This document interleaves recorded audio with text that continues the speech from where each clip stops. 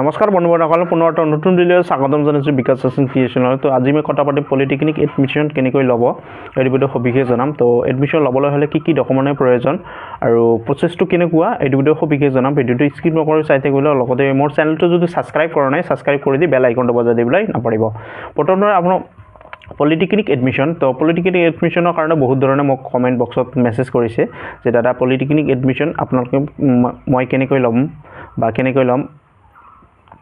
তো আপোনালোকে polytechnic admission ল'বলৈ হ'লে প্ৰথমতে কেইদিন আগতে এইটো নাছিল, এতিয়া আহি গ'ল এডভাৰটাইজটো, যিটো পলিটেকনিক এডমিশ্যনৰ কলেজৰ এডমিশ্যনৰ যিটো নটিফিকেশ্যন আছে সেই নটিফিকেশ্যনটো আহি গৈছে।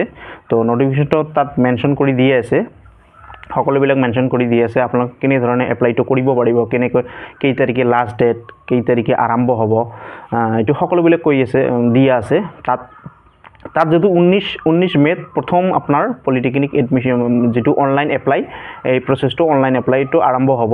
তাৰপিছতে মেৰিট আছে এটচেট্ৰা এডমিট আছে আপোনাৰ এডমিশ্যন। আৰু ডকুমেণ্টটো যিহেতু ডকুমেণ্টও লাগে পলিটেকনিক এডমিশ্যন কৰিবলৈ হ'লে ডকুমেণ্টৰ প্ৰয়োজন আছে। মাষ্ট বি আপোনালোকৰ PRCটো থাকিবই লাগিব, পাৰ্মানেণ্ট ৰেচিডেঞ্চ চাৰ্টিফিকেট। আৰু এতিয়ালৈকে যদি আপোনালোকে PRCখন বনা নাই তেনেহ'লে PRCখন বনাই লওক।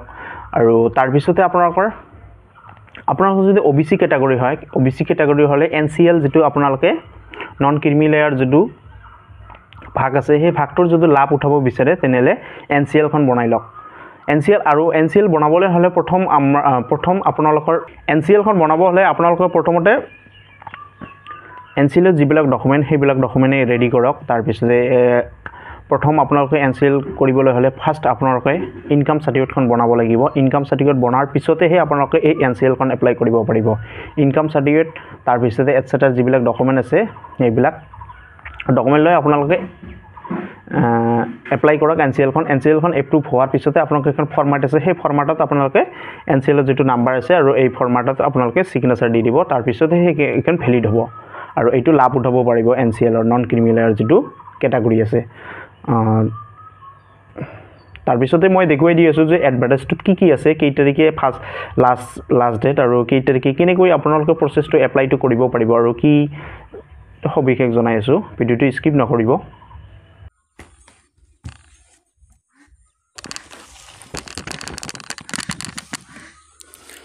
তো ইয়াতে দিয়া আছে যে education notification for admission into 3 years diploma engineering and technology course for the session 25 to 26। তো ইয়াতে দি আছে আপোনালোকে, আৰু ইয়াতে দি আছে যে হাউ টু এপ্লাই, আপোনালোকে কেনেকৈ এপ্লাইটো কৰিব পাৰিব।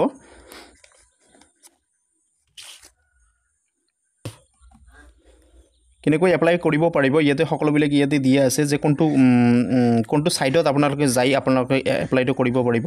ইয়াতে দি আছে www.dte.assam.gov.in। এইটোত আপোনালোকে ক্লিক কৰিলে আপোনালোকৰ যিখন ৰেজিষ্ট্ৰেশ্যন ফৰ্ম, যি এপ্লাই কৰাৰ যিখন ফৰ্ম সেই ফৰ্মখন ওলাই পৰিব আৰু তাত আপোনালোকে সকলোবিলাক তাত এইখন এপ্লাই কৰিব লাগিব যে এডমিশ্যনৰ কাৰণে। যে eligible criteria for age limit, তো এজ লিমিটটো ইয়াতে দিয়া আছে যে for all diploma engineering and technology course candidate must pass the HSLC or its equivalent examination in the single sitting with the maths and science as compulsory subject। তো আৰু আপোনালোকৰ higher যিটো মেট্ৰিক আপোনালোকৰ আছে সেই মেট্ৰিকত মেথ আৰু ছায়েন্সটো থকাটো মেণ্ডেটৰী হয়। আৰু candidate also' must have pass individual and both theory and practical দুয়োটাতে আপোনালোকে পাছ কৰিব লাগিব।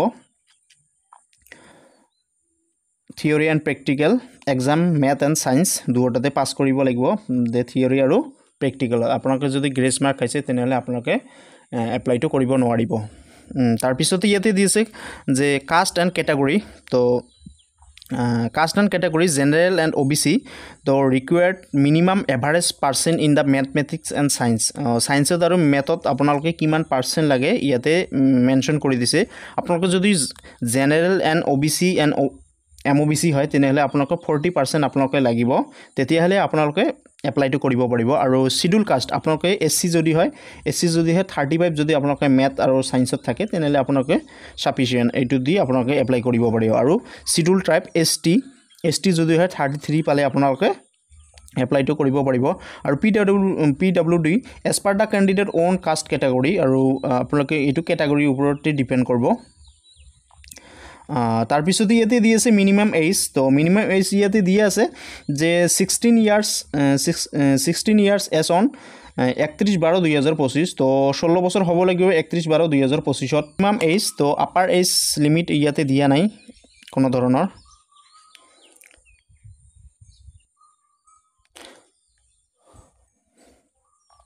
আৰু আপোনালোকে এপ্লিকেশ্যন ফিজ যেটো আছে for the counselling admission process and the admission into state government polytechnic Assam as the applicant fees 300 plus bank charge as a applicable is the to be paid using payment link so application will be submitted only after successfully payment তো আপোনালোকে 300 টাকা 300 এটা pay কৰিব লাগিব আৰু লগতে আপোনালোকে যেটো বেংক চাৰ্জ যেটো আছে সেই চাৰ্জটো এড হৈ থাকিব তাত এই পেটো কৰিব লাগিব তাৰ পিছত আছে important date the details for the payment will be give the online portal the তাৰ পিছত এই দিছে important date online form fill up start on তো অনলাইন ফৰ্ম ফিল আপ আপোনালোকে 19 মে 2025 ত আপোনালোকে আৰম্ভ হ'ব আৰু online form fill up close on 7 June 2025 ত ক্লোজ হ'ব ডিক্লাৰেশ্যন ফৰ মেৰিট লিষ্ট তো merit list date will be declare later on the দিব এতিয়ালৈকে কোনো ধৰণৰ ডেট ইয়াতে দিয়া নাই কেই তাৰিখে আপোনালোকৰ যেটো মেৰিট আছে সেই মেৰিটটো দিব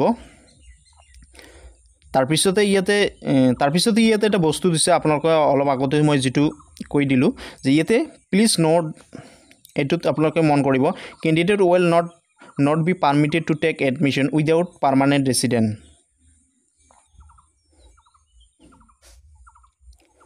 residence certificate to PRC খন লাগিব তাৰ পিছতে caste certificate for the OBC MOBC non creamy layer certificate valid EWS certificate আৰু আপোনালোকৰ যদি জেনাৰেল ক্যাটাগৰী হয় জেনাৰেল ক্যাটাগৰীত আপোনালোকে EWS সাৰ্টিফিকেট খনো আপোনালোকে বনাব পাৰে আৰু therefore the candidate are requested to keep the PRC above mentioned document ready well in advice for admission into তো আপোনালোকে এটো PRC এটসেট্ৰা আৰু OBC MOBC এইবিলাকে যেটো নন ক্ৰিমি লেয়াৰ যেটো আছে এটো আপোনালোকে ৰেডি কৰক আৰু ডকুমেন্ট গিলক যিবিলাকে ডকুমেন্ট লাগে সেইবিলাক ডকুমেন্ট ৰেডি কৰি লওক আৰু আপোনালোকৰ অনলাইন এপ্লাইটো 19 মেত আৰম্ভ হ'ব কেনেকৈ এপ্লাই কৰিব পাৰিব আপোনালোকে কেনেকৈ সবিশেষ ভিডিও মোৰ আহিব আপোনালোকে চাই আপোনালোকে এপ্লাইটো কৰিব পাৰিব তো আপোনালোকে মোৰ চেনেলটো সাবস্ক্ৰাইব কৰি দিলে সাবস্ক্ৰাইব কৰি দিলেহে তেতিয়াহলে আপোনালোকে মোৰ নটিফিকেশন সোমাব